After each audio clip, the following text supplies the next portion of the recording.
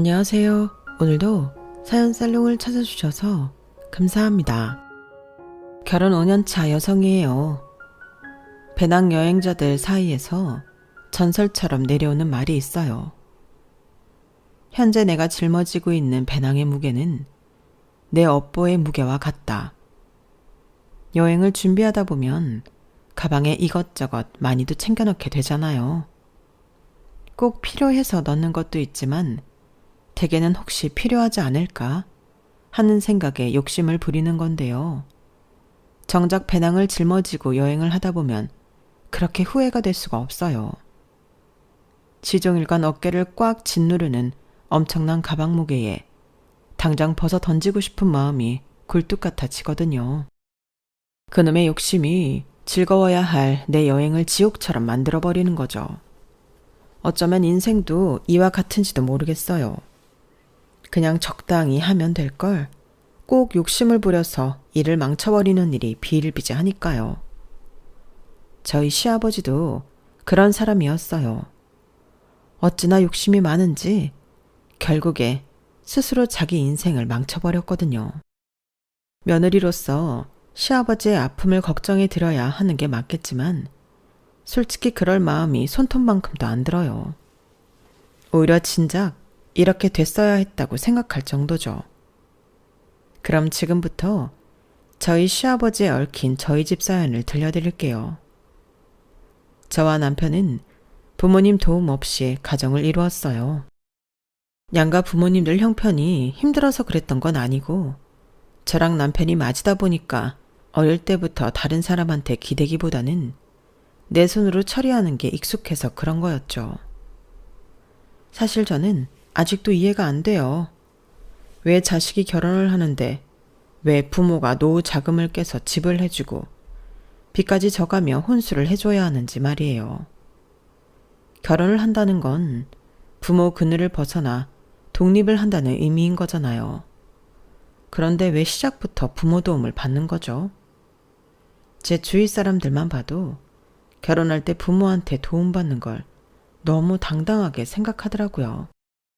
어떤 이들은 자기들 눈높이만큼 부모가 해주지 않았다고 서운해하기도 하더라고요. 내 손으로 번 돈은 금쪽같이 여기면서 왜 부모님들이 힘들여 번 돈은 그렇게 쉽게 아는 건지. 저는요, 나중에 혹여 자식한테 남겨줄 재산이 생긴다 해도 절대 공짜로는 안 줄 거예요. 내가 번 돈을 가지려거든 자신들도 거기에 맞는 노력을 하라고 말이죠. 그건 제 남편도 동의하는 바고요. 저는 20살 때부터 부모님으로부터 독립해 살았어요. 지방 출신이다 보니까 서울에 있는 대학에 입학하면서 집을 나오게 되었거든요. 그러니까 그때의 독립은 단순히 사는 집만 나와 사는 정도에 불과했어요. 대학을 다녀야 했기에 금전적으로는 부모님 도움을 받고 있었으니까요. 그래도 생활비 정도는 제 손으로 해결하고 싶어서 과외도 하고 카페 알바도 하고 방학 때는 학원 강사 보조일도 하곤 했어요. 그러다 대학교 3학년 때 남편을 만나 사귀게 되었어요. 남편은 저보다 나이 많은 선배였지만 군복무 때문에 학년은 저보다 한 아래였어요. 같은 과 선후배 사이다 보니 통하는 것도 많고 서로 도움도 많이 되었죠.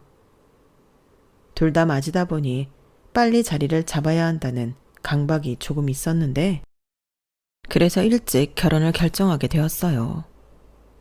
자리를 잡고 결혼할 준비가 됐을 때 하는 것도 좋지만 둘이 함께 시작하면 조금 더 빨리 자리를 잡을 수 있지 않을까 생각했거든요. 당연히 양가 부모님들은 반대를 하셨죠. 아직 대학 졸업도 안 했는데 결혼이라니 성급한 결정이 아니냐고요. 그래서 둘 중 하나라도 먼저 취직을 하면 바로 결혼을 하기로 했어요. 그렇게 4개월쯤 지나 저는 졸업을 앞두고 취업에 성공했어요. 결혼식은 남편이 졸업을 하면 올리기로 하고 먼저 혼인신고부터 했어요. 이렇게 혼인신고는 서두른 데는 그만한 이유가 있었어요.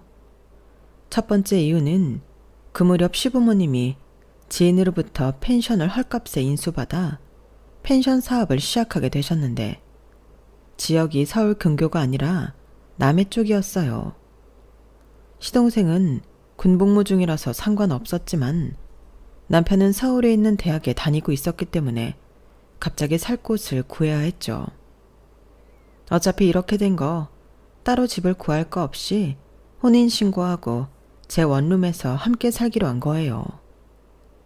그리고 두 번째 이유는 외벌이 부부로 임대주택을 신청할 생각이었어요. 소득 제한이 월 300만 원 정도여서 둘 다 직장 생활을 할 경우 신청조차 할 수 없으니까요. 혼인신고를 하고 처음 몇 달은 제가 살고 있던 원룸에서 신혼을 시작했고 이후 임대주택에 당첨이 된 후에는 저렴한 가격의 투룸주택에서 살 수 있었어요. 남들이 결혼을 할 때 신혼집 마련에 큰 돈을 쓰는 것과 달리 우리 부부는 저렴하게 신혼집 마련을 한 셈이었죠. 제가 살던 월세 원룸을 정부 도움을 받아 투룸으로 바꾼 거니까요. 저희 부부한테는 참 만족스러운 선택이었는데 저희 엄마가 보시기에는 안 그랬나 봐요. 예, 아무리 그래도 그렇지 신혼집을 임대주택에서 시작하는 건 너무하잖니. 우리도 그렇고 너희 시댁도 그렇고 형편이 어려운 것도 아닌데 왜 그렇게 궁상을 떨어? 집은 처음에 마련해두면 평생 불려가며 살 수 있는 초기 자본이야. 그거 없이 임대주택에서 살다가 갑자기 나가게 되면 그땐 어쩌려고 그래? 보증금도 원룸 정도밖에 안 들어가 있는데 그때 돼서 어떻게 전세금을 마련하겠냐고. 우리가 반은 대줄 테니까 시댁에 반 대달라고 해봐. 아파트가 어려우면 전세 빌라라도 들어가라고. 엄마, 서울 집값이 한두 푼인 줄 알아? 빌라 전세도 3, 4억이 기본이야. 그 큰 돈을 왜 부모님한테 부담을 줘? 요즘은 평생 직장이란 개념이 없어서 우리 아빠도 언제 퇴직하게 될지 몰라. 그런데 나한테 목돈 빼서 해주면 정윤이랑 대윤이 대학 등록금은 어떻게 하려고? 걔들 결혼할 땐 또 어떻게 할 거냐고. 자식이 나만 있는 게 아니잖아. 암튼 나랑 그이는 부모님 도움 안 받고 살기로 했으니까 집 문제는 더 이상 신경 쓰지 마. 우리가 알아서 할게. 제 밑으로 대학생과 고등학생 동생이 각각 하나씩 있는 처지라 부모님한테 부담이 되기 싫었어요. 자식 셋한테 이래저래 돈을 뜯기고 나면 부모님이 정작 일을 할 수 없는 상태가 됐을 때 돈 때문에 궁핍한 삶을 살게 될 게 뻔하잖아요. 평생을 열심히 살아왔는데 인생 한번 제대로 못 누리고 말년까지 돈 걱정에 비참한 삶을 살게 된다면 얼마나 억울해요. 대학까지 보내놨으면 부모로서 할 책임을 다한 거라고 생각해요. 이후 자식의 삶은 스스로 개척하는 게 맞다고 보고요. 그래서 저도 제 남편도 살면서 돈 문제가 생겼을 때 부모님께 손 벌릴 생각은 절대 하지 않았어요. 임대주택에 살면서 원룸에 살 때보다도 월세도 적게 나가고 방 2개에 거실까지 있어서 삶의 질은 훨씬 높아졌어요. 할 수만 있다면 이 집에서 오래 살고 싶었죠. 하지만 남편이 대학을 졸업하고 취업을 하게 되면서 저희는 임대주택을 나가게 되었어요. 총 소득이 높아져서 어쩔 수 없는 상황이었죠. 그동안 외벌이로 결혼 생활을 하다 보니 모아둔 돈도 없고 해서 결국 다시 원룸으로 돌아가야 하나 고민을 했어요. 하지만 죽으라는 법은 없다고 그때 기적처럼 길이 열렸지 뭐예요. 행복주택에 당첨이 된 거예요. 물론 현재 우리 수중에 있는 돈으로는 보증금이 턱없이 부족했지만 직장인의 장점이 뭔가요? 대출이 상대적으로 수월하다는 거 아니겠어요?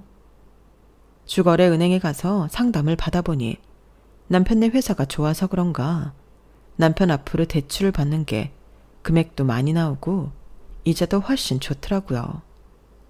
그래서 남편 앞으로 대출을 받아 3룸짜리 신축 아파트로 들어가게 되었어요.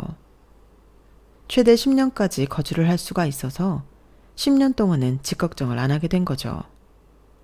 은행에서 대출을 받기는 했지만 행복주택 보증금이 그리 높지 않아서 대출금 이자 부담은 별로 없었어요. 가진 거 없이 원룸 하나로 시작했던 결혼 생활이 2년 조금 넘은 시점에 3룸짜리 신축 아파트 생활로 변하다니 정말 기적에 가까운 일 아닌가요? 서울에서 이 정도 평수의 신축 아파트에 들어가려면 못해도 10억 가까운 금액은 있어야 하니 우리한테는 로또를 맞은 것과 다를 바 없었어요. 이제 남편이 취직도 했겠다. 집 걱정도 없겠다. 슬슬 결혼식을 올려야 할 때가 왔어요. 그래서 본격적으로 결혼식 준비를 하기에 앞서 상견례부터 했어요. 처음 결혼 얘기가 나오던 시절 양가 부모님께서는 따로 만나신 적이 있긴 했지만 그때는 어디까지나 잠깐 얼굴을 확인하는 자리였고 이번 상견례가 제대로 된 첫 만남이 되는 셈이었어요. 우리가 혼인신고를 먼저 하는 바람에 순서가 뒤바뀌어서 좀 어수선하게 됐지만요. 그렇게 성사된 상견례 자리는 시부모님이 펜션을 비울 수 없는 상황이라서 우리 부부와 친정 부모님 그리고 제 여동생이 주말에 남해에 있는 시부모님 펜션으로 향하게 되었어요. 제 친정이 포항이라서 저희 부모님이 서울로 올라오시는 것보다 남해로 가시는 게 편하다고 하셔서 그러기로 한 거였죠. 남동생은 군복무 중이라서 참석하지 못했고 부산에서 대학을 다니는 여동생만 참석하기로 했고요. 시아버지는 기왕 이렇게 된 거 펜션에서 하루 머물다 가라고 하시더라고요. 우리가 그냥 보내기 미안해서 그래. 온 김에 하루 푹 쉬다 가면 좋잖니. 여기 경치가 얼마나 좋은지 모른다. 가만히 있자. 그럼 방을 몇 개 준비해야 되나? 너희 부부가 하나 쓰고 사돈 내외가 하나, 사돈 처녀가 하나, 총 3개 준비하면 되겠지? 어머 아버님, 그러실 거 뭐 있어요. 제 여동생은 부모님이랑 같이 쓰면 돼요. 그냥 2개만 준비해 주세요. 에이, 다 큰 처녀를 어떻게 부모님이랑 같이 방을 쓰게 해. 마침 빈 방도 많으니까 그런 걱정 말아라. 그럼 방 3개 준비하는 걸로 알고 있겠다. 그때까지만 해도 저는 아버님의 이 말을 별뜻 없이 받아들였어요. 그런데 펜션에서 하룻밤을 지내고 다음날 오전 펜션을 나서려는데 아버님이 그러시더라고요. 아가, 숙박비는 누구한테 받으면 되냐? 원래는 주말이라 추가 요금이 붙는데 사돈끼리 야박하게 그럴 수야 있나? 그냥 평일 금액만 받으마. 너희랑 사돈 처녀가 쓴 방은 스탠다드 룸이니까 하루에 9만 원씩 해서 18만 원. 그리고 사돈 내외가 쓴 방은 독채라서 1일 34만 원이니까 총 52만 원이구나. 현금으로 하면 50만 원에 해주고 카드로 하면 수수료가 있어서 DC는 어렵겠구나. 그래, 뭘로 하겠니? 현금이 낫지? 순간 제가 잘못 들은 줄 알았어요. 아니, 우리가 누구 때문에 먼 길을 달려 남해까지 온 건데요. 그래놓고 가족들한테 장사를 하려 들어요? 아니 아버님, 그런 게 어딨어요. 처음부터 숙박비를 받겠다고 하셨으면 저희가 여기서 잘 일은 없었죠. 제 친정까지 3시간 거리인데 저희 부모님이 뭐하러 사돈댁에서 주무셨겠어요? 집으로 가셨지? 너무 억울하고 화가 나서 저도 모르게 큰 소리가 나왔어요. 그러자 남편과 저희 아빠가 다가와 무슨 일이냐고 묻더라고요. 그래서 아버님이 숙박비를 내라고 했다 말했더니 남편이 한숨을 푹 쉬고는 화를 참으며 말했어요. 아버지, 왜 그러세요? 장인어른이랑 장모님이 달래 여기까지 오셨어요? 아버지가 펜션 때문에 자리를 못 비운다고 하셔서 그런 거잖아요. 그래놓고 장사를 하려 드시면 어떡해요? 그건 그거고 숙박을 하면 집에 와서 잠을 잤으면 돈을 내는 건 당연한 거 아니냐? 내가 과한 걸 요구하는 게 아니잖니. 게다가 주말 요금도 아니고 평일 요금으로 받겠다는데 나도 이 정도면 많이 배려한 거다. 안 그렇습니까, 사돈? 그 말에 저희 아빠는 당황한 기색을 보이셨지만 이내 지갑을 꺼내 카드를 내밀었어요. 그러자 다시 한번 아버님이 확인 사살을 하시더군요. 사돈, 카드는 수수료 때문에 DC가 안 되는 거 아시죠? 일단 고지는 했으니까 카드 결제 도와드리겠습니다.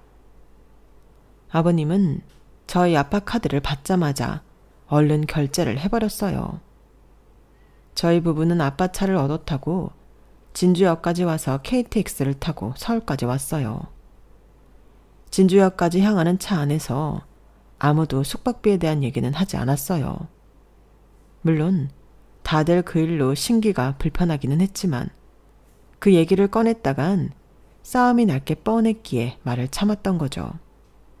하지만 진주역에 도착하자마자 저는 남편한테 화를 냈어요.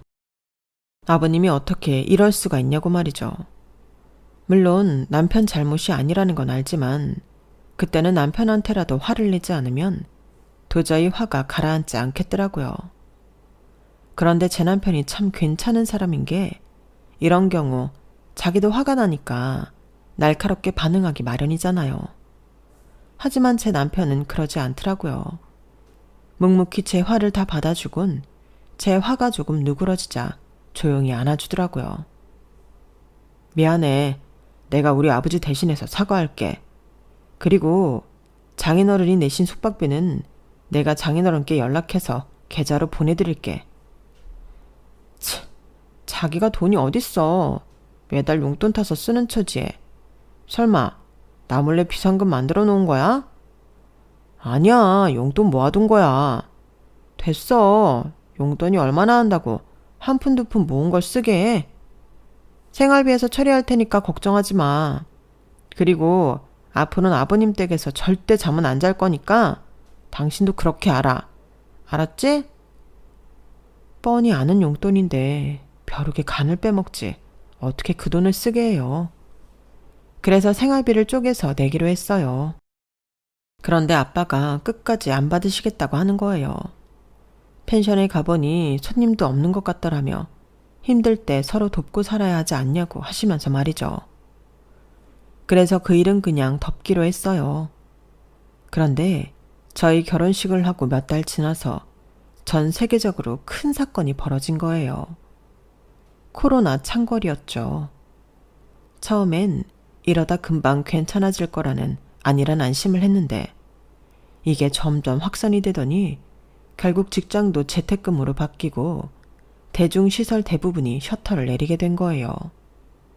숙박업을 하는 시댁은 타격이 이만저만이 아니었죠. 시댁에 연락을 드릴 때마다 어머님은 울먹이셨고 아버님은 잘 드시지도 못하는 술까지 드시곤 했어요. 그래도 우리 부부는 월급이 잘 나오는 상황이라서 시댁 생활비조로 매달 얼마씩 보내드리곤 했어요. 1년을 그렇게 장사를 망친 시부모님은 결국 펜션을 정리하기로 결정하셨어요.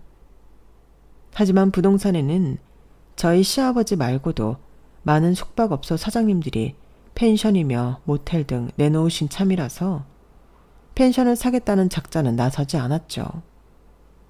기약 없이 펜션 문을 열고 손님을 기다리는 시부모님은 제가 봐도 너무 안쓰러웠어요. 코로나 전국도 점점 안정이 되어 갔지만 여전히 숙박업은 나아질 기미가 보이지 않았어요. 그런데 하루는 제 남동생이 전화를 했더라고요.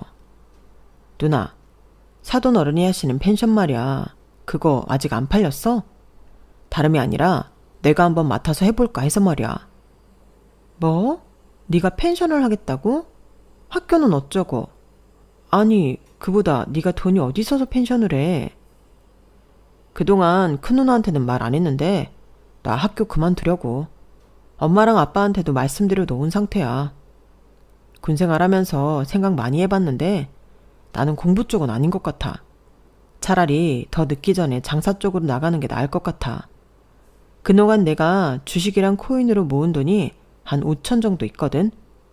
물론 그 돈으로 펜션을 사는 건 택도 없겠지. 그래서 아빠랑 동업을 할까 해. 아빠가 자금을 대고 내가 맡아서 운영하는 걸로. 누나 생각은 어때? 어떻긴 뭐가 어때요? 당연히 안 되는 일이죠. 오래 숙박업을 해온 사람들도 손 털고 나가려는 판에 이런 시국에 펜션을 하겠다니 미치지 않고서야 가당키나 한가요? 그래서 절대 안 된다고 쓸데없는 소리 말라고 못을 박았어요. 그런데 얼마 뒤 아빠가 시아버지 펜션을 인수했다는 소리가 들린 거예요. 펜션을 인수한 것만으로도 기가 막힌데 더 어이가 없는 게 뭔지 아세요? 글쎄 시아버지가 시세보다 거의 2배에 가까운 금액에 저희 아빠한테 펜션을 넘겼다는 사실이었죠. 그 금액은 아버님이 지인한테 펜션을 인수할 때의 금액보다도 훨씬 높은 금액이었어요. 한마디로 시아버지는 저희 친정아빠한테서 한몫 제대로 잡은 셈이었죠. 그 사실을 알고 남편이 아버님께 전화를 했어요. 남도 아니고 사돈인데 어떻게 이럴 수가 있냐고요. 그랬더니 아버님이 뭐라고 하시는 줄 아세요? 이놈아, 내가 거기서 손해본 게 얼만 줄 아냐? 당연히 손해본 건 남기고 되팔아야지. 그걸 그냥 넘기는 게 말이 되냐고. 네 장인이야. 좋은 회사 간부급인데 그 정도 돈이야 돈이겠냐? 어려울 때 있는 사람이 돈 좀 쓰는 건 당연한 거야. 뭘 알지도 못하면서 애비한테 소리부터 지르고 그래. 앞으로 펜션 문제로 떠들 거면 전화하지 마라. 나는 돈 돌려줄 생각 없으니까 그렇게 하려고. 정말 뻔뻔해도 정도가 있지. 이건 사기꾼이나 다를 바가 하나도 없었어요. 모르긴 해도 남도 이러진 않을 거예요. 코로나로 손해본 걸 왜 제 부모님한테 보상을 받아요? 정말 화가 나서 미치겠더라고요. 그건 저희 엄마도 마찬가지였어요. 그래서 내가 부동산의 시세를 알아보고 계약을 하라고 그렇게 말했건만 네 아버지가 고집을 부리지 뭐냐. 설마 사돈이 비싸게 팔아먹겠냐면서. 그런데 세상에 2배나 받아먹을 줄 누가 알았다니.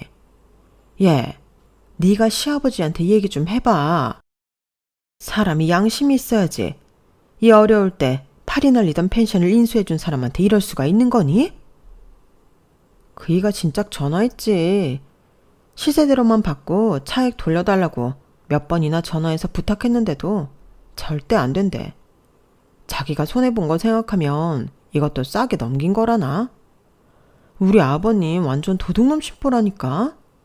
그러게 아빠랑 대훈이는 무슨 일을 그렇게 처리해? 열받아서 정말. 아무리 가족이라고는 해도 돈 문제로 빈정이 상하고 나니까 명절이고 시부모님 생신이고 찾아뵙기도 싫었어요. 그래서 남편만 시댁에 보냈죠. 그랬더니 아버님이 전화해서 저한테 어찌나 뭐라고 하시는지 참다 못해 저도 폭발하고 말았지 뭐예요. 아버님, 제가 처음부터 나쁜 며느리였나요? 아니잖아요. 상황을 이렇게 만든 사람은 아버님이세요. 솔직히 남이었으면 소송이라도 걸어서 계약 취소했을 거예요. 그런데 왜 안 했는지 아세요? 돈 때문에 며느리한테 소송당해서 아버님 법정에 세우는 거 안 하려고 참은 거라고요. 이 정도면 저도 참을 만큼 참았고 며느리로서 할 만큼은 한 거예요. 아버님은 이 속 다 찾아가며 주변에 피해를 주고 사시는데 왜 저만 며느리 도리를 다하며 살아야 해요? 저도 싫어요. 가는 말이 고와야 오는 말도 고운 법이고 기부가 있으면 테이크도 있는 겁니다. 그러니까 앞으로도 저한테 며느리 노릇 강요하지 마세요. 하도 성질이 나서 할 말만 하고 전화를 끊어버렸어요. 이후 몇 번이나 아버님 번호로 전화가 왔지만 안 받았어요. 저희 집에서 호의를 베풀어주니까 아주 우릴 호구로 취급하는데 뭐하러 시부모 대접을 해줘요. 물론 이런 일이 있을 때마다 중간에 껴서 소갈이하는 남편이 불쌍하기는 하지만 어쩌겠어요. 그런데 그러던 어느 날이었어요.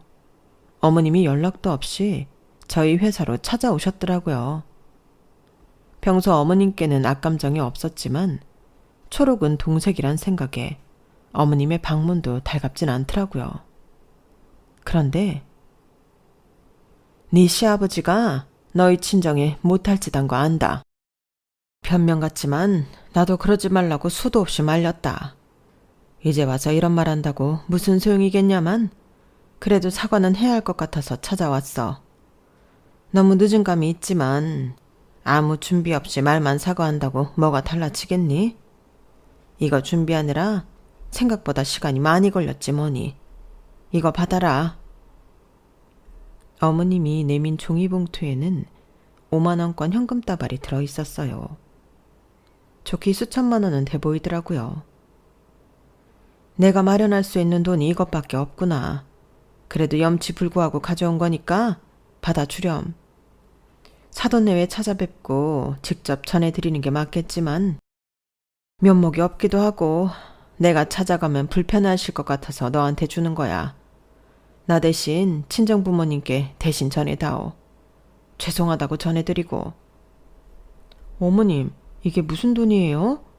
아버님이 주셨을 리는 없고 혹시 어디서 대출이라도 받으신 거예요? 아니다. 그런 거 아니야. 예전에 친정아버지 돌아가실 때 농지를 좀 받은 게 있었어. 영 안 오를 것 같더니 그래도 세월이 흘렀다고 가격이 꽤 되더라고. 그거 판돈이야. 네 계좌로 보내면 편할 일인데 네가 통 전화를 안 받으니 별 수 없이 현금으로 들고 왔다. 이거 들고 전철 타고 여기까지 오는데 어찌나 다리가 후들거리던지. 평생 이렇게 큰 돈을 만져봤어야 말이지. 너도 이거 들고 회사로 가지 말고 당장 은행에 넣어라. 그날 어머님이 건네주신 돈은 4,300만 원이었어요. 욕심 많고 이기적인 아버님이랑 사시면서 평소 반찬값도 그때그때 아버님한테 타서 쓰시는 어머님을 알기에 돈 봉투를 봤는데 주저하게 되더라고요. 그런 제 마음을 눈치채셨는지 어머님은 불이 나게 자리를 뜨셨어요. 어머님께 받은 돈은 회사로 가는 길에 아빠 계좌로 이체를 했어요. 그랬더니 아빠가 전화를 하셨더라고요. 돈을 보낸 사정을 들으시더니 낮게 탄식을 하시곤 시어머니께 돌려주라고 하셨어요. 아빠, 그냥 받으세요. 손해본 게 얼만데 그래요. 물론 어머님이 그런 건 아니지만 그렇다고 무관하다고 할 수도 없는 거잖아요. 아빠가 평생 모은 돈인데 그냥 날리긴 아깝기도 하고요. 그랬더니 아빠가 피식 웃으시면서 그러시는 거예요. 내가 그간 말은 안 했다만 실은 펜션 말이다. 대훈이가 수완이 좋은 건지 운때가 좋았는지 모르겠다만 요즘 펜션이 엄청 잘 돼서 녀석이 아주 돈을 쓸어 담고 있어. 매달 내 통장으로 보내는 수익금도 내 월급의 몇 배는 된다니까. 그래서 요즘 네 엄마가 아주 신바람 났다. 말년에 돈복 터졌다고. 젊은 친구들 취향대로 펜션을 조금 손봤다고 하더니 인스타인가 어디에 사진이 올라가서 예약이 연말까지 풀이래. 네 엄마랑 내가 한번 가겠다니까 빈 방이 없다고 오지 말라는구나. 나 참 군뱅이도 구르는 재주가 있다고 대윤이 녀석한테 사업수단이 있는 줄 누가 알았겠니. 지난 1년간 벌어들인 순수익만 해도 2억 가까이 된대. 그러니까 그 돈은 안사돈한테 드려라. 바로 네 통장으로 이체할 테니까 꼭 사부인께 전해드려. 알았지? 통화를 마치고 몇 분이 안 지나서 아빠는 제 통장으로 그 돈을 보내주셨어요. 세상에, 아니 뭐 이런 일이 다 있대요. 저는 지금 이 상황이 실감이 안 나서 한참을 멍하게 있었어요. 확인차 동생한테 전화를 했더니 녀석도 똑같은 소리를 하더라고요. 누나, 솔직히 처음엔 사돈한테 화도 화가 나서 쫓아가서 따질까도 했거든. 근데 전화위복이었는지 홈페이지 새로 개설하고 재오픈 하자마자 예약이 물밀듯 들어오는 거야. 코로나 때문에 사람들 북적이는 숙소보다 한적한 숙소를 많이들 찾아서 그런지 독채는 한 달 살기 하려는 사람들도 일찌감치 풀이고. 누나, 나 돈복 있는 놈이었나 봐. 아니지. 이 펜션이 돈 부르는 펜션인지도 모르겠네. 아무튼 이참에 돈 열심히 벌어서 숙박업계 백종원이 돼보려고. 들떠서 희죽대는 동생 목소리를 들으니 아빠 말이 틀린 것 같진 않았어요. 알터니가 빠진 것처럼 속이 시원해진 저는 그날 밤 한우를 사들고 집으로 갔어요. 아버님이 저희 아빠한테 펜션을 비싸게 판 이후 남편한테 늘 짜증만 냈던 게 미안해서 이참에 마음 좀 풀어주려고요. 한우 스테이크를 앞에 두고 제 눈치만 보던 남편은 펜션이 대박나서 아빠도 동생도 돈 세는 재미로 산다는 말을 전했더니 그제야 가슴을 쓸어내리며 한숨을 쉬더라고요. 그동안 말은 안 했지만 저희 부모님께 너무 죄송하고 저한테 면목이 없어서 심장이 쪼그라드는 줄 알았다나요. 그러면서 눈물까지 글썽이는데 안 됐다는 생각이 들었어요. 그래서 낮에 어머님이 주고 가신 돈 얘기를 꺼냈어요. 그리고는 주말에 시댁에 들리자고 했죠. 생각 같아선 어머니만 살짝 불러서 따로 식사 대접을 할까 했지만 펜션 일도 잘 풀린 마당에 통 크게 용서하자 싶어서 시댁으로 가기로 한 거예요. 오랜만에 시댁에 갔더니 아버님은 제게 눈길 한번 안 주시더라고요. 저도 인사만 하고는 어머님하고만 대화를 했어요. 펜션이 잘 돼서 저희 부모님이랑 동생도 더는 원망 안 한다고 전했더니 어머님이 엄청 기뻐하시더라고요. 그리고는 아버님 모르게 어머님 계좌로 돈 보내드릴 테니 계좌번호를 알려달라고 했어요.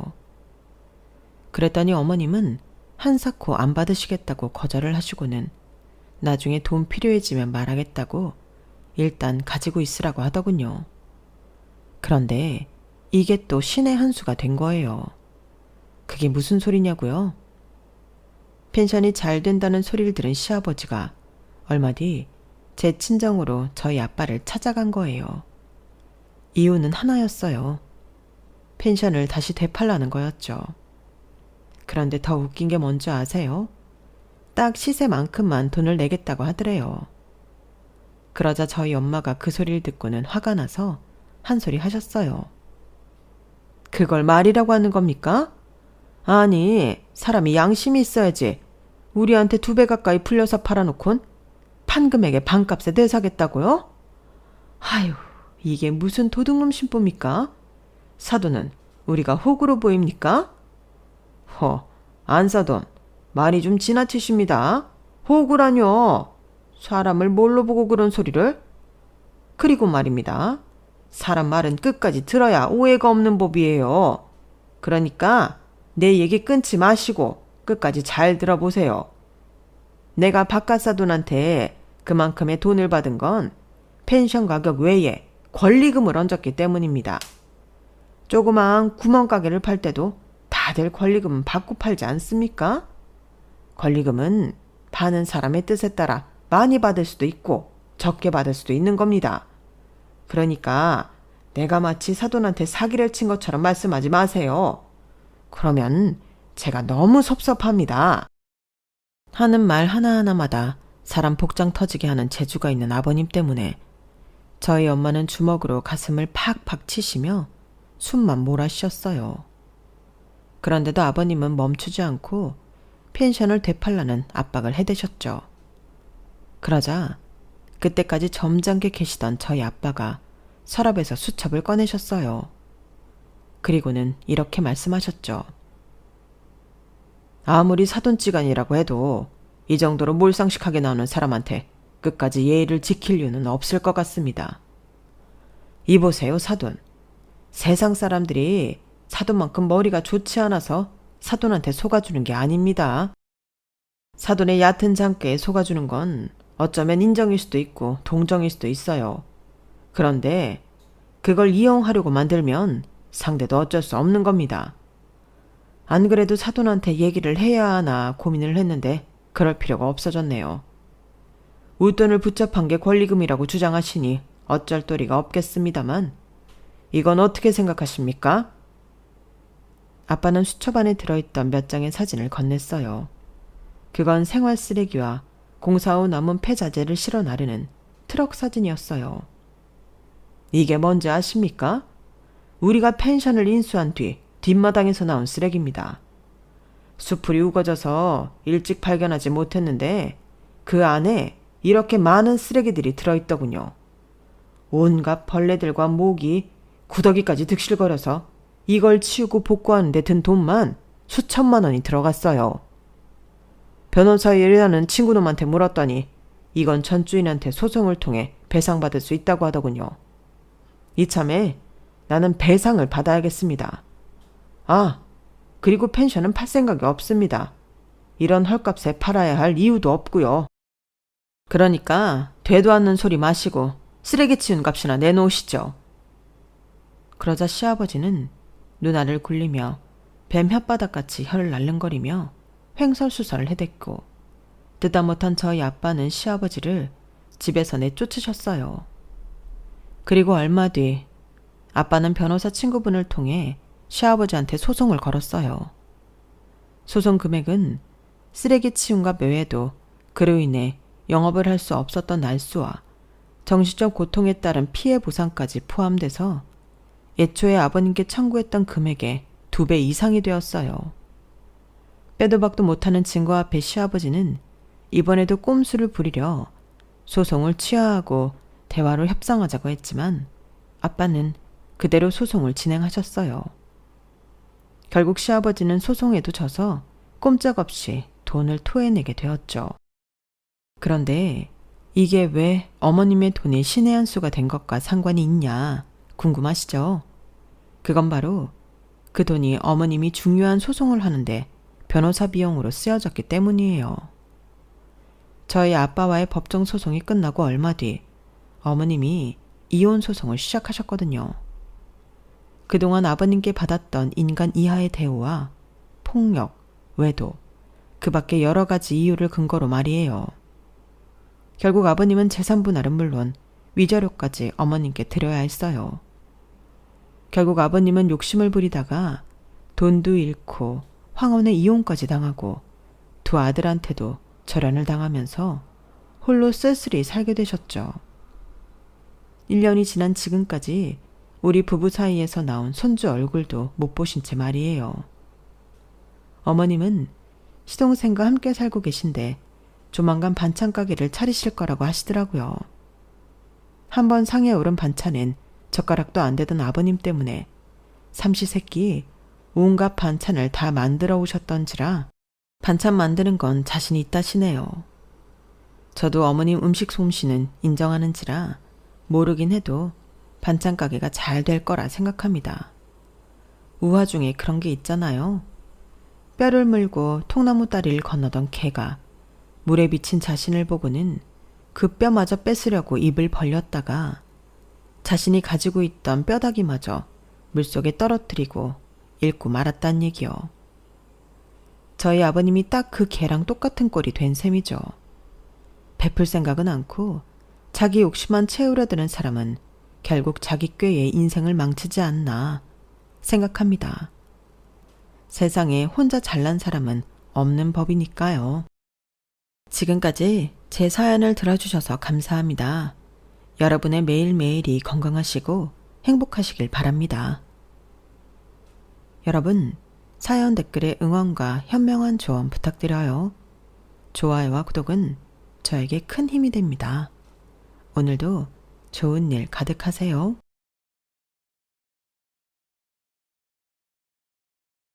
안녕하세요.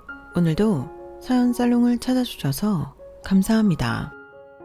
저는 30대 중반인 여성입니다. 결혼한 지는 채 1년이 되지 않아 한참 남편과 달달한 신혼을 즐기고 있는 새 신부랍니다. 비록 맞벌이 부부라 평일에는 각자의 일에 집중하느라고 서로 얼굴을 잘 못 보지만 주말에는 세상에 오직 둘밖에 없는 것처럼 행복한 하루하루를 보내고 있어요. 주변에 결혼한 제 친구들이 결혼을 하면 나만의 안정된 울타리가 생기는 기분이라고 하던데 정말 그 말이 딱 맞는 말이더라고요. 저도 남편과 결혼하기 전까지만 해도 조금 결혼이라는 제도에 회의적인 태도를 가졌었는데 너무나 자상하고 따뜻한 지금의 남편을 만난 후로는 생각이 바뀌어 이렇게 결혼에 꼴이 나게 되었네요. 이렇게만 들으시면 많은 분들께서 제가 왜 이런 곳에 사연을 보내게 되었는지 많이 궁금하실 거예요. 지금이야 좋은 사람을 만나 행복하게 잘 지내고 있지만 사실 남편을 만나기 전 저는 한번 결혼의 문턱까지 갔다가 실패한 적이 있었어요. 그때 겪은 일들이 하도 황당하고 어이가 없어 마음이 많이 안정된 지금에서야 사연을 보내요. 사실 그 일을 겪은 직후에는 이런 이야기를 어디 가서 하고 다닐 정도로 마음에 여유가 없었거든요. 결과적으로 봤을 땐 저에게 잘된 일인데도 남들은 쉽게만 넘어가는 결혼의 문턱 앞에서 왜 저만 이런 황당한 이별을 겪어야 하는 건지 도무지 이해도 할 수 없고 받아들이기도 힘겨웠거든요. 지금의 남편을 만나기 전 저는 전에 결혼을 약속했던 사람과는 5년이라는 긴 기간을 만나왔어요.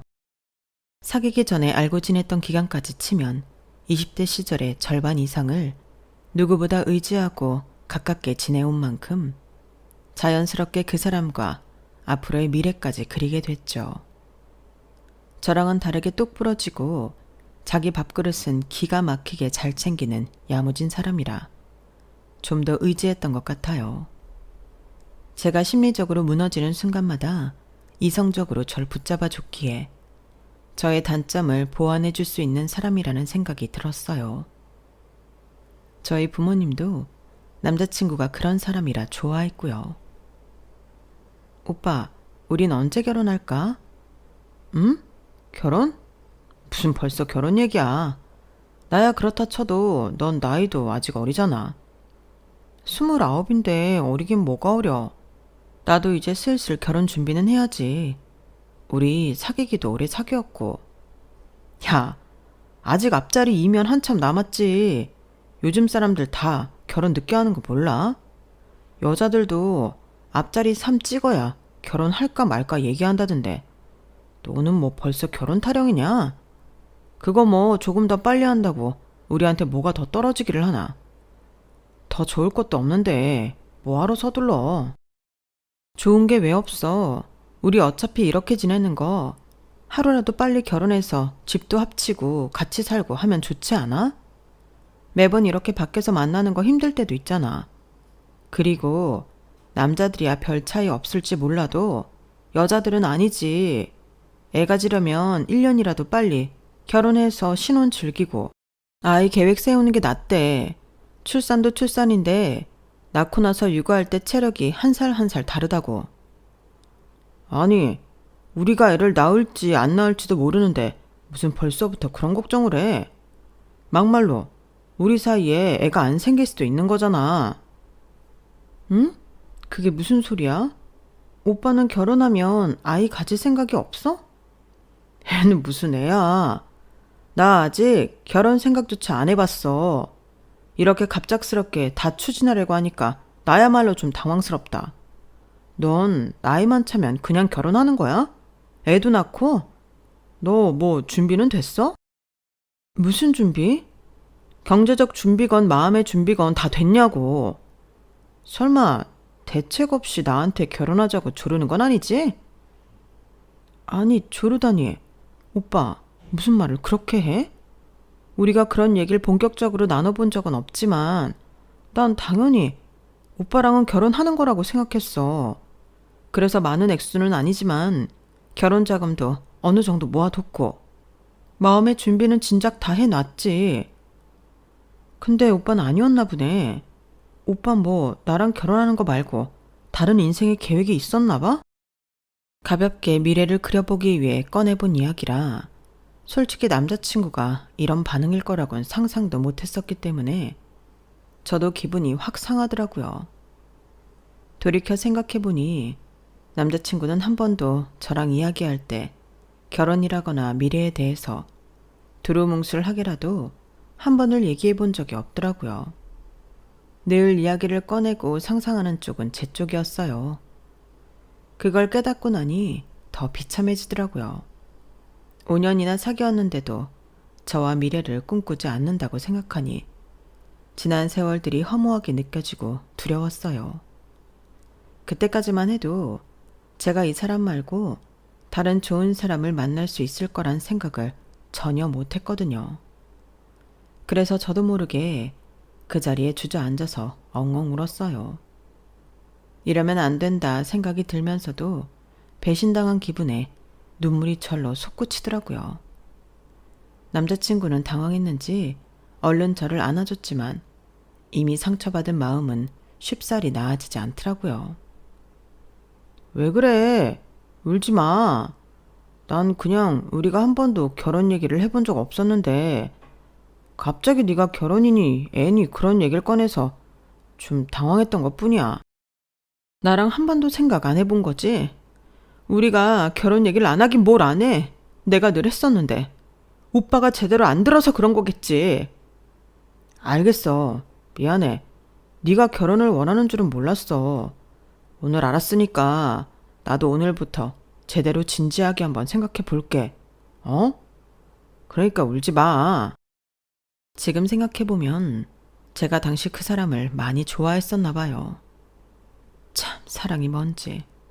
앞으로 진지하게 생각해보겠다는 말에 눈물이 멎더라고요. 저는 어린 시절부터 제 가정을 꾸려 화목한 가정의 울타리 안에서 살아가는 게 꿈이었기 때문에 결혼과 아이가 없는 미래는 상상조차 해본 적이 없었어요. 물론 남자친구와 연애하는 동안 그런 것에 관심이 좀 없어 보이기는 했지만 제가 먼저 얘기를 꺼냈을 때 딱히 부정적인 의사를 표현했던 적도 없었고 그때야 어렸으니 결혼이 너무 먼 이야기라 반응이 시큰둥 한 줄로만 알았죠. 그런데 제가 20대 후반, 그 사람이 30대 초반인데도 결혼 생각을 안 해봤다고 하는 부분에서 나와 어쩌면 인생관이 많이 다른 사람일 수도 있겠구나 싶은 불안감이 엄습하더라고요. 그래서 주변에 결혼한 언니 오빠들에게 많이 조언을 구하기도 했어요. 언니, 근데 언니네 남편은 원래 아기 되게 싫어했다고 하지 않았어? 그랬지. 길 가다 아기 우는 소리만 들어도 경기 일으켰던 사람이야. 그런데 어떻게 설득했어? 처음에는 낳기 싫어해서 많이 싸웠다면서. 신혼 때는 진짜 그걸로 말도 아니게 싸웠지. 결혼 전에는 되게 두루뭉술하게 애가 있으면 좋고 아니면 말고 식으로만 얘기했었거든. 근데 막상 결혼하니까 그제서야 아이 키우기는 자신이 없다고 하는 거 있지? 그럼 난 어떡하라고. 나는 아이 낳을 거 생각하고 결혼한 건데 죽어라고 싸워서 내가 꺾었지. 근데 세상에 그렇게 쌍심지를 켜고 반대하던 사람이 막상 우리 유나 낳으니까 그렇게 이뻐 죽으려고 한다? 남자들도 이런 거 보면 다 본능적으로 부성애가 있어서 자기 새끼는 예뻐한다니까? 좀 힘들겠지만 너도 어떻게든 고집 좀 꺾어봐. 나중에 너 애 못 낳을 나이 다 돼서 후회해봐야 아무 소용없다? 그렇긴 하지. 에휴, 근데 나는 결혼 생각도 있는 건지 없는 건지 5년을 사귀었는데도 도무지 그 사람 속을 모르겠어. 생각해보겠다고 한 지 벌써 몇 달이 지났는데 그 뒤로 아무 말도 없어. 갑자기 생각하려니 본인도 머리 터지겠지. 30대 초반이면 결혼 얘기가 서로 나오고도 남는 시기인데 너 얘기 꺼내기 전까지 말 안 했을 정도면 진짜 별 생각 없었을 수도 있어. 그래도 남자들은 여자들이 닥달하면 다 하게 되어 있다. 잘 구슬려서 이야기 나눠봐. 알겠어. 결혼한 언니 오빠들 말론 헤어질 거 아니면 한쪽이 밀어붙이면 밀어붙이는 쪽에 맞춰주게 되어 있다고 조언을 해주더라고요. 그렇게까지 밀어붙이고 싶진 않았지만 이 사람의 속마음이 궁금하기는 했어요. 남자친구를 사랑하긴 했지만 이 사람이 저와는 전혀 다른 미래를 꿈꾸는 사람이라면 한시라도 빨리 제 인생을 위한 결정을 내려야 한다고 생각했거든요. 마찬가지로 헤어지든 그 사람을 설득하든요. 그날 그렇게 미래 이야기로 언성을 높이고 저로서는 인내심을 가지고 기다렸다고 할 만큼 충분한 시간이 흘렀어요. 틈틈이 의사를 물어보았지만 조금만 더 생각해 볼게. 쉬운 결정 아니잖아. 시간을 좀 더 줘. 같은 답답한 대답만 돌아올 뿐이었어요. 그렇게 반년이 지나고 나니 이대로라면 어영부영 남자친구의 의사는 알지 못한 채로 1년이 넘어갈 것 같더라고요. 그렇다고 붙잡고 또 꼬치꼬치 의사를 물어보자니 싸움이 날 것 같아 저도 쉽사리 이야기를 붙이지 못하겠더라고요. 그래서 고민 끝에 결심을 했어요. 차라리 제가 프로포즈 하는 걸로요. 남자친구가 고민하는 동안 저도 참 많은 고민을 했거든요. 남자친구보다는 제가 결혼이든 아이든 훨씬 더 원하는 게 분명하니 마냥 기다리지만 말고 확실히 결판을 내야겠다 싶었어요.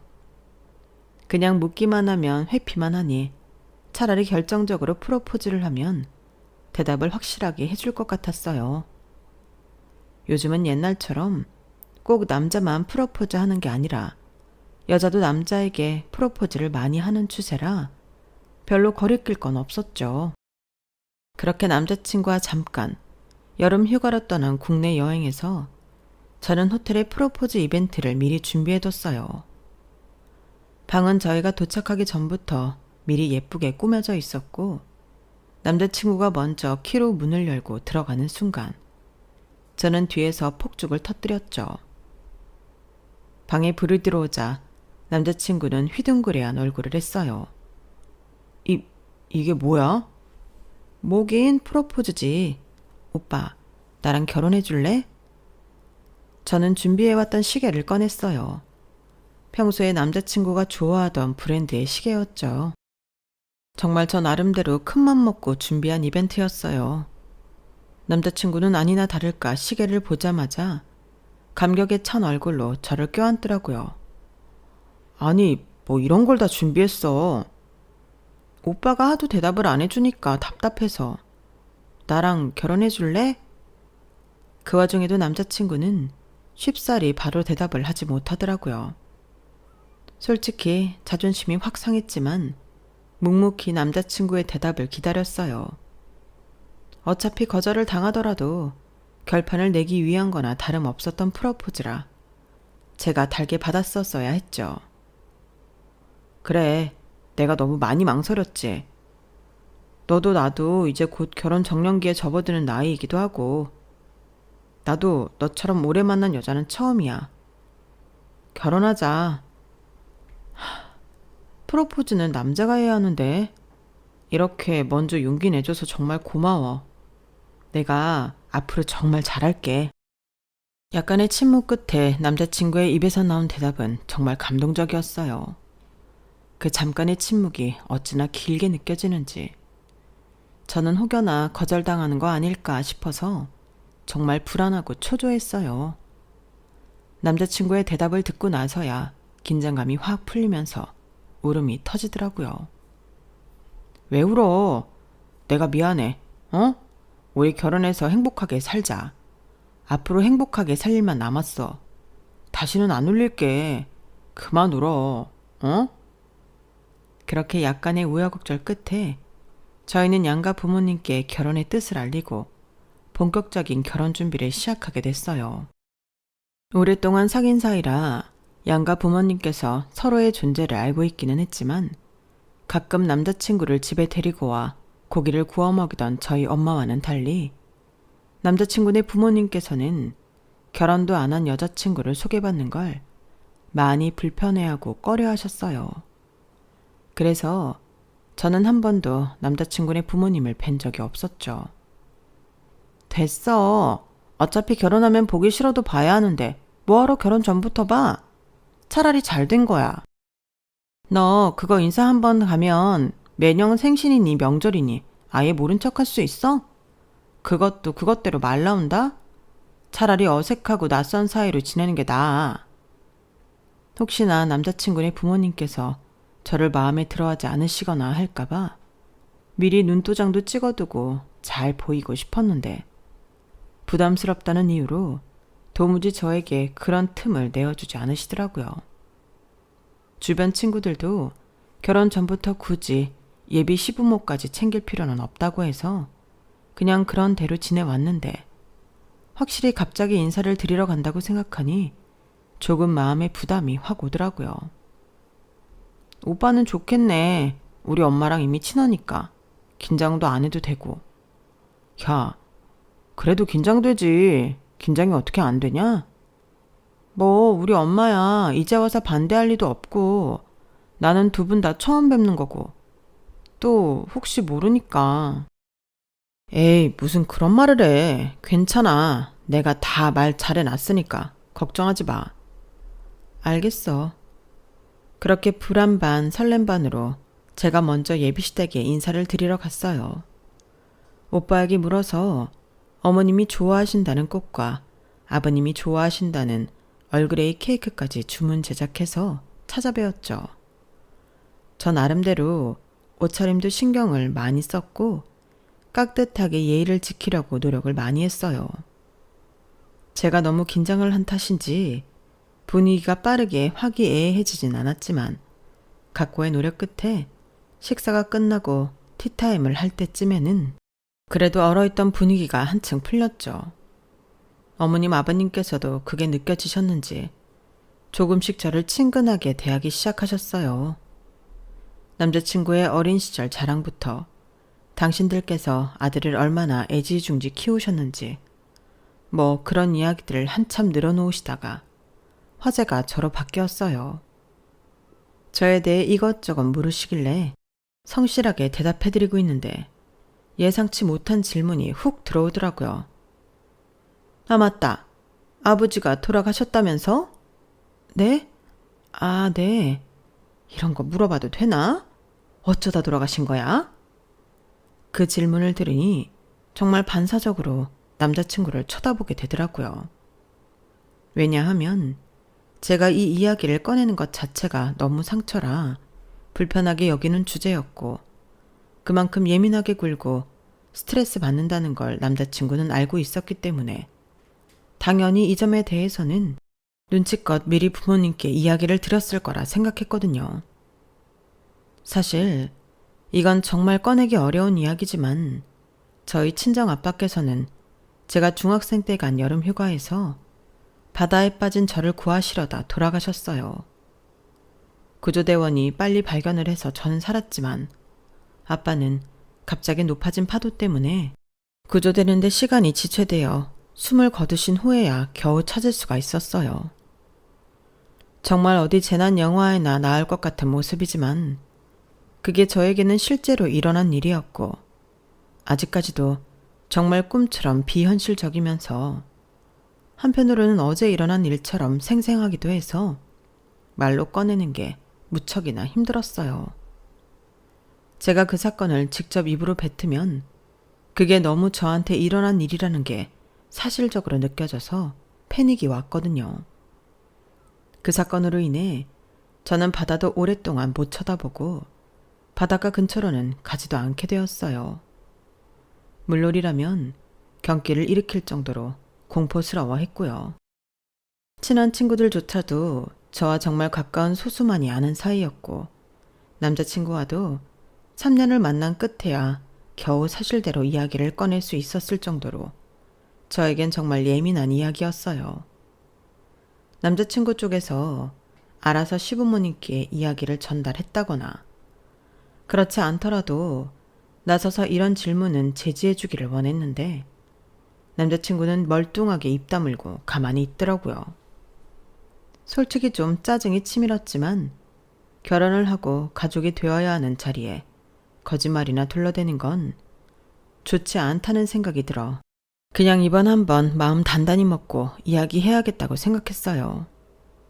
이제는 시간이 많이 지나기도 했고 언제까지 과거에 얽매여 살 수도 없었으니까요. 저희 아빠는 어렸을 때 바다에서 놀다가 물에 빠진 절 구하시려다가 돌아가셨어요. 어머나 세상에, 정말이야? 아니, 수영도 못하는 양반이 딸을 구하겠다고 뛰어드신 거야?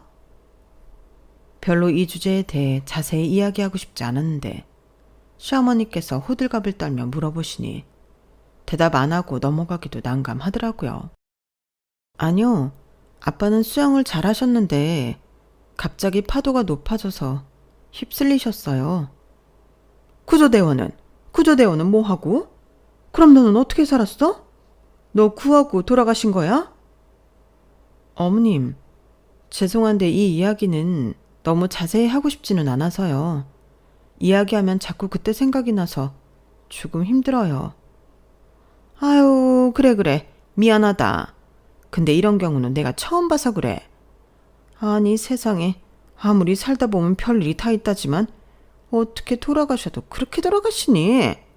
평범하게 교통사고암 이런 것도 아니고. 네, 그러게요. 생각만 해도 트라우마가 몰려오는 기분이라 시선을 피하고 말끝을 흐리는데도 어머님은 멈추시지 않더라고요. 엄마, 좋은 얘기도 아닌데 그만하세요. 다른 거 물어보세요.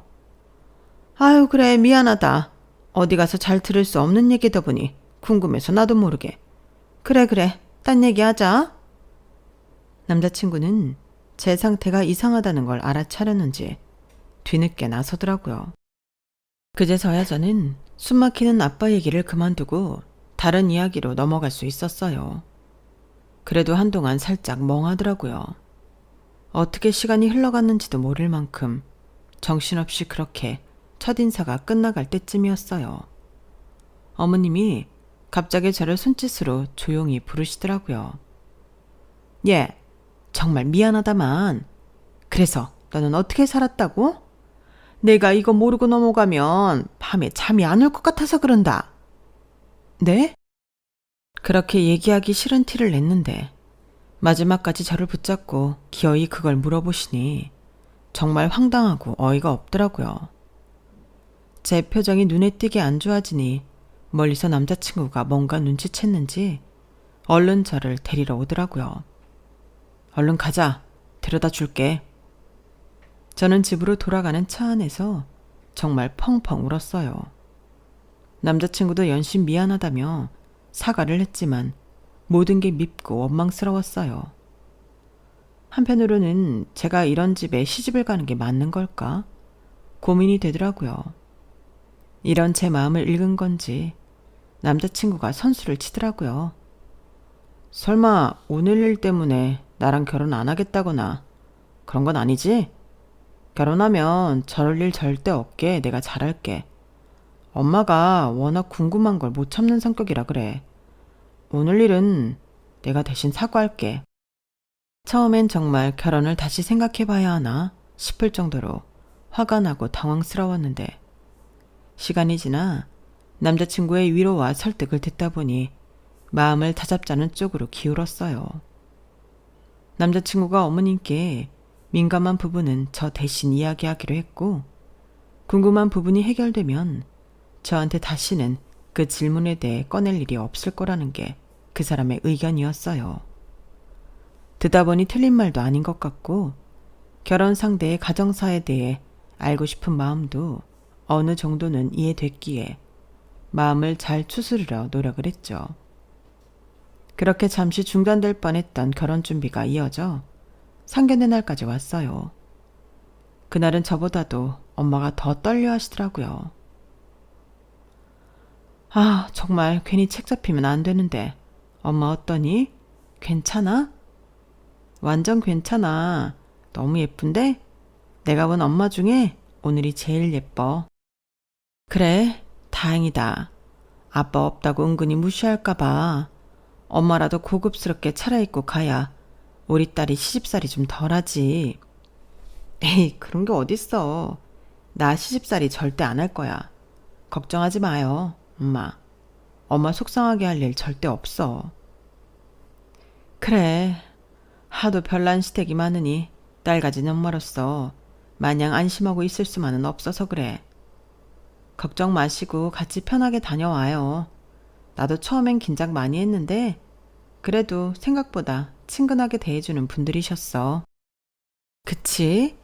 엄마가 괜한 걱정하는 거겠지? 그렇다니까. 엄마가 이렇게까지 긴장하실 줄은 몰랐는데 그런 모습을 보니 낯설면서도 기분이 묘하더라고요. 저의 엄마 때문에라도 상견례가 무사히 끝나길 바라는 마음이 들었어요. 안녕하세요. 처음 뵙겠습니다. 잘 부탁합니다, 사돈. 네, 안녕하세요. 상견례 식사는 처음에는 순조롭게 진행이 되는 듯 했어요. 그런데 어느 정도 식사를 마칠 때쯤이 되니 설마 했던 불편한 이야기가 오가기 시작을 했죠. 사돈께서 혼자서 딸을 키우느라고 그간 참 고생이 많으셨습니다. 그렇게 귀하게 키운 딸, 저희 집에 시집 보내시는데 망설임이 없으시니 참 감사할 따름이에요. 아유, 아닙니다. 혼자 키우느라 고생은 좀 했을지 몰라도 그리 생색낼 일 아니라고 생각해요. 저도 딸 키우면서 덕분에 행복한 일도 많았고 힘들 때마다 버틸 수 있는 힘이 됐으니까요. 아들 키우는 것도 마찬가지로 고생이셨을 텐데 저희 딸 예쁘게 봐주셔서 감사합니다. 네, 자식 키우는 건 누구한테나 힘든 일이긴 하죠. 이렇게 힘들게 키운 자식 결혼할 때가 되면 상대방은 괜찮은 사람인지 사돈될 집안은 어떤지 괜한 염려가 들기 마련이고요. 그래서 말인데요, 사돈이라면 이해해 줄 것 같아서. 갑자기 어머님이 뜸을 들이시길래 불길한 기분이 들었어요. 엄마도 조금 당황하셨는지 덩달아 심각한 얼굴이 되셨죠. 네? 뭐 때문에 그러시나요? 편하게 말씀해 주세요. 다름이 아니라 제가 이 자리에 누구 한 명을 더 초대했는데 불러도 될까 싶어서요. 네? 누구신데요? 제가 평소에 정말 아끼고 의지하는 사람입니다. 저희 아들도 조카처럼 대하던 사람이라 결혼하는 상대방을 꼭 좀 보고 싶다고 해서요. 아, 네. 잠깐이면 되나요? 네, 그럼요. 오래 같이 있을 필요도 없습니다. 아이고, 초면에 어렵고 껄끄러운 부탁인 건 알지만서도 결혼이라는 게 워낙에 중요한 일이다 보니 주변에서도 은근히 참견이 많아서요. 이해해 주셔서 감사합니다. 아닙니다, 뭐. 아드님을 아끼는 분이 주위에 많다니 오히려 좋은 일이네요. 엄마는 말씀은 그렇게 하셨지만 얼떨떨하고 떨떠름한 기분까진 미처 숨기지 못하셨어요. 저 역시도 사전에 말도 없이 제3자가 이 자리에 참석한다는 게 너무 기가 막히고 황당하더라고요.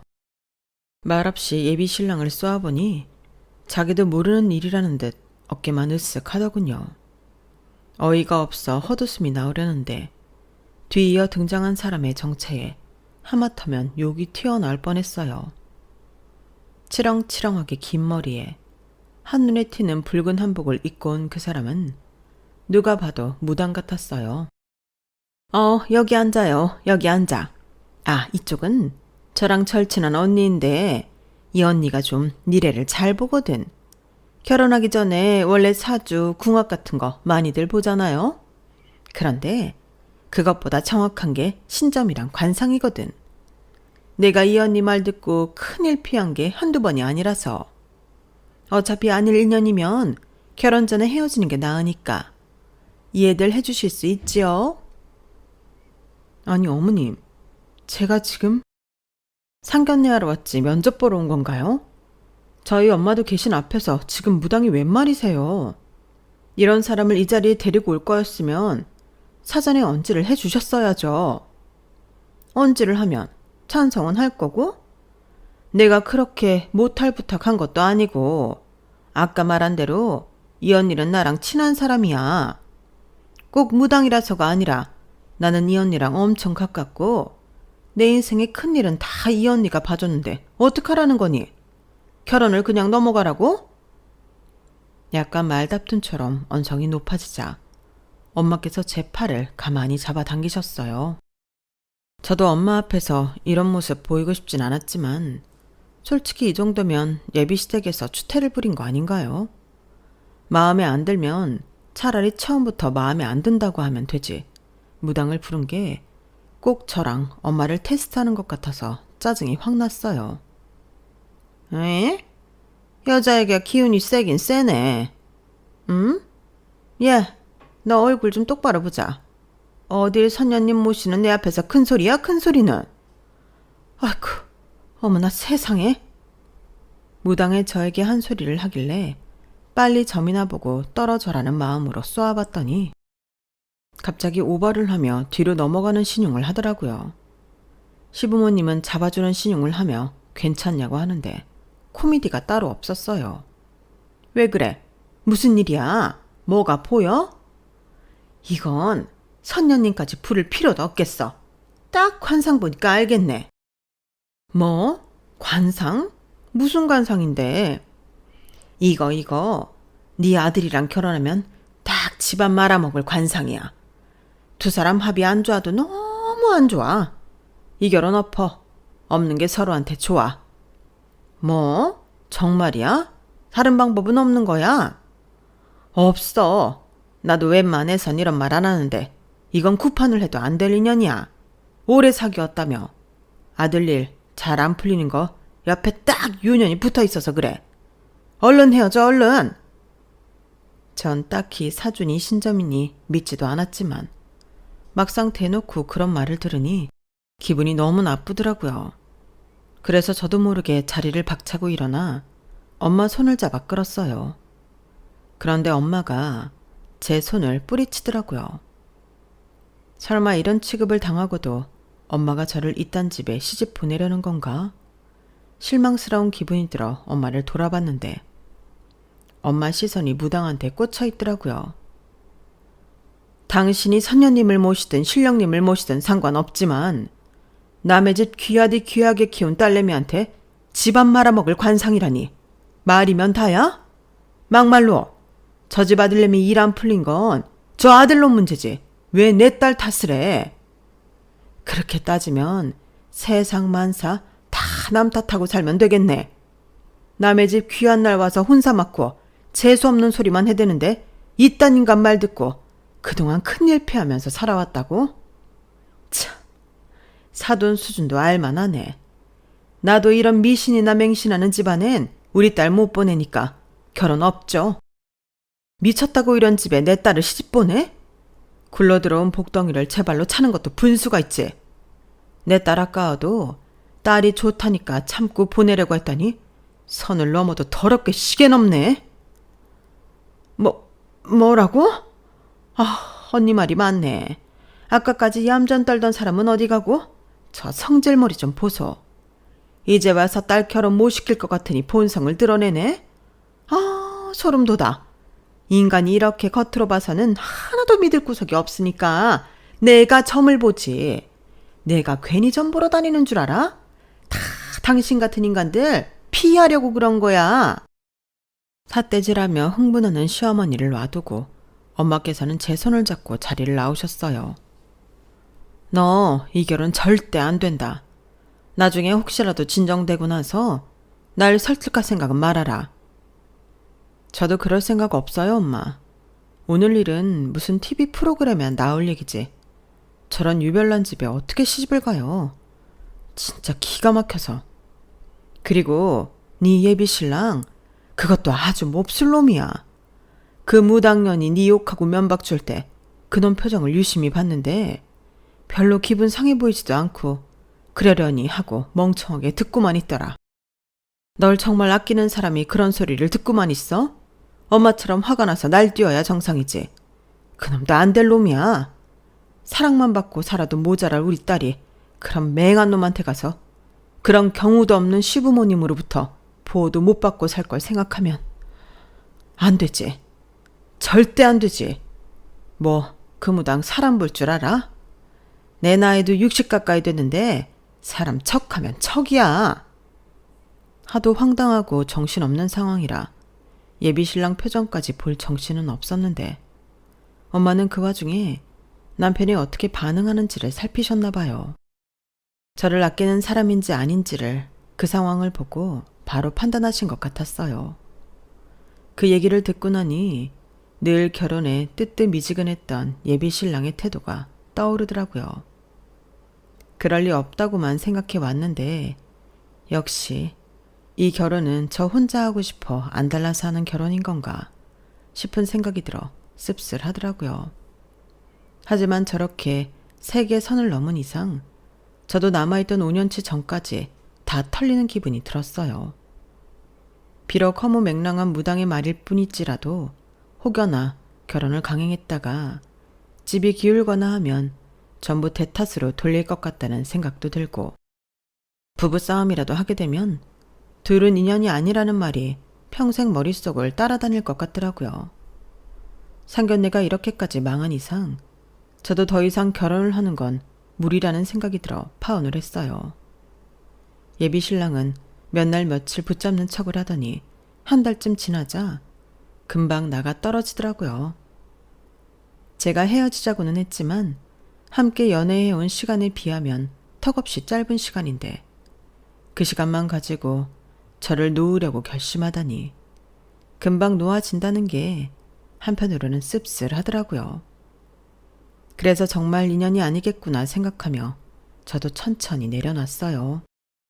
5년이라는 세월이 결코 짧은 세월이 아니니 그만큼 아프고 마음도 힘들었지만 별 수 있나요? 주변 친구들이 좋은 사람을 소개시켜 주겠다며 나섰지만 당분간은 새로운 사람을 만나 무언가를 하는 것조차 감정 낭비로 여겨져서 거절했어요. 혼자 지내는 시간에 적응을 하는 과정이 하도 오랜만이라 외로우면서도 나쁘지만은 않더라고요. 그렇게 1년쯤 흘렸을까요? 친한 친구가 신년 운세를 보러 용하다는 무당집에 예약을 해놨다길래 따라가 주기로 했어요. 저는 무당이라면 신물이 나서 친구가 보는 걸 구경만 하려다가 예약이 워낙 힘든 집이라길래 먼 길 간 김에 같이 보기로 했죠. 너는? 차례를 기다려서 방으로 들어갔는데 세상에 그때 그 무당인 거예요. 순간 이게 뭐지 싶어서 반사적으로 밖으로 나가려는데 무당이 벌떡 일어나 저를 붙잡더라고요. 안 그래도 따로 이야기해 주려고 했는데 도저히 연락이 안 닿아서. 그날 일에 대해 긴히 해줄 얘기가 있으니까 일단 앉아봐. 불쾌했지만 의미심장한 말을 하니 궁금하긴 하더라고요. 대체 무슨 말을 하려고 그러나 싶어 못 이긴 척 자리에 앉았는데 무당 입에서 나오는 말들이 너무 놀랍더라고요. 이런 거 안 믿는다고 하면 할 말이 없지만 실은 내가 그날 그 자리에 나가기 전에 아침에 꿈을 꿨거든. 근데 웬 아저씨가 나와서 우리 딸 좀 말려달라는 거야. 우리 딸이 그놈이랑 결혼하면 안 된다고. 나보고 좀 말려달라고 한참을 붙잡고 오는데 내가 그 딸이 누군지 알아야 말이지. 그런데 내가 그날 딱 나갔는데 그 아저씨가 웬걸 너랑 똑 닮았더라. 그러고 나서 그 아들내미를 봤는데 글쎄 동생한테 말 안 한 여자를 숨기고 있는 것 같더라고. 여자가 둘이야. 여자가 둘. 그게 보이고 나니까 그 아저씨가 왜 그렇게 나한테 찾아왔는지 알겠더라고. 그게 정말이에요? 그렇다니까. 난 그쪽이 아버지가 돌아가신 것도 그날 그렇게 상견례 차리 쫑나고 알았어. 눈치는 진작 챘어도 다 듣고 나니까 확실하더라고. 그런데 그 동생이 성격이 보통이 아니거든. 동생 쪽에서 학을 떼게 만들어야 파혼이 될 걸 알아서 일부러 말을 그렇게 한 거야. 근데 그쪽 어머니가 보기보다 강단이 있으시더라. 원래 그런 성격 아닌 것 같은데 딸 일이라니까 바로 나서서 데려가고 보기 좋더라고. 부모님한테 엄청 사랑받나 봐. 그때를 떠올리며 정말 뿌듯하다는 듯이 웃으며 말하는데 무당이 하는 말에서 진심이 느껴지더라고요. 워낙 용한 사람이기도 하고 우연이라고 하기엔 설명할 수 없는 점이 한두 가지가 아니었어요. 저를 그렇게 붙잡던 예비 신랑이 저와 파혼한 지 2달 만에 새로운 여자와 사귄다는 소식을 들었거든요. 저는 5년을 만나서 그런지 최소한 1년 가까이 힘들어하며 지냈는데 그 사이에 새 여자가 생겼다는 사실이 납득이 가질 않아서 그것 때문에 더 마음고생을 했었거든요. 게다가 그 새로운 여자가 제가 알고 있던 직장 동료라서 혹시 그동안 양다리를 걸치고 있었던 건 아닌가. 엄청 소갈이도 했었고요. 그 인간이 실제로 저와 만날 때도 양다리를 걸치고 있었는지 아닌지는 모르겠지만 사귀던 기간 막판에 이성들과의 술자리로 저와 몇 번 싸운 적이 있었기 때문에 제 쎄한 촉이 맞아 떨어진 거란 생각이 들었어요. 결혼을 앞두고도 제가 싫다는데도 자꾸 여자 동료들과 그저 회사 동료일 뿐이라는 이유로 소수 술약속을 잡는 게 영 마음에 걸렸었거든요. 지금 사귀고 있는 그 여자도 그 술 모임에는 꼭 참석을 하는 사람이었고요. 그렇게 자초지종을 듣고 나니 원망스럽기만 했던 그 무당에게 고마운 마음이 들더군요. 어쨌든 저희 집보다는 저쪽 집과 더 오래된 사이인데 꿈에 나타난 아빠 말만 듣고 저를 구해준 거나 다름이 없었으니까요. 그동안 오해한 게 미안해서 신년 운세를 보고 복비도 조금 더 얹어드렸어요. 운세를 보는 동안에도 제 과거를 턱턱 맞추는 게 정말 놀랍긴 하더라고요. 그 얘기를 듣고 나서 몇 주 뒤에 지금의 남편을 만나게 됐어요. 남편은 정말 보기 드문 다정하고 좋은 사람이었고 의심 많고 경계심 많은 저에게 확신을 주는 사람이라 만난 지 1년 만에 결혼을 추진하게 됐어요. 시부모님 되실 분들도 너무 젠틀하셔서 정말 결혼할 인연이 따로 있는 건가 생각이 들면서 아빠 생각이 사무치게 나더라고요. 결혼 전에 아빠한테 한번 찾아가야겠다 싶어서 혼자 조용히 아빠 묘에 다녀왔어요. 아빠, 나 이번엔 진짜로 결혼해요. 아빠 덕분에 진짜 괜찮은 사람 만난 것 같아. 이 남자는 아빠 마음에도 드는 거지? 아빠 묘 앞에 손수 해온 음식들을 두고 술을 따르고 큰 절을 올렸어요. 돌아가신 지 오래되셨는데도 자식이 걱정되셨는지 일면식도 없는 무당 꿈에 찾아가 제 결혼을 말리셨다는 걸 떠올리면 정말 눈물이 나더라고요. 그렇게 아빠랑 좋은 시간을 보내고 나서 지금의 남편과 결혼을 했죠. 정말 그 일이 없었더라면 지금처럼 행복하게 살지 못했을 거예요. 그전까지는 미처 몰랐지만 이런 일들을 겪고 나니 확실하게 알겠더라고요. 이 세상에 어떤 사랑보다 가장 숭고하고 위대한 건 부모님의 사랑이라는 걸요. 저도 남편과 슬슬 주말 부부 생활을 끝내고 이사를 계획하고 있는데 자식을 낳으면 자식에게 이런 사랑을 줄 수 있을까 하는 생각을 해요. 제가 받아온 사랑들을 다 돌려줄 수 있는 존재가 태어난다면 꼭 그렇게 사랑을 주고 싶어요. 저희 엄마와 아빠가 저를 키워주시는 내내 제게 베풀어주신 안정적이고 따뜻한 사랑을요. 제 이야기는 여기까지예요. 들어주신 분들 감사합니다. 매일매일 복 받으세요. 여러분, 사연 댓글에 응원과 현명한 조언 부탁드려요. 좋아요와 구독은 저에게 큰 힘이 됩니다. 오늘도 좋은 일 가득하세요.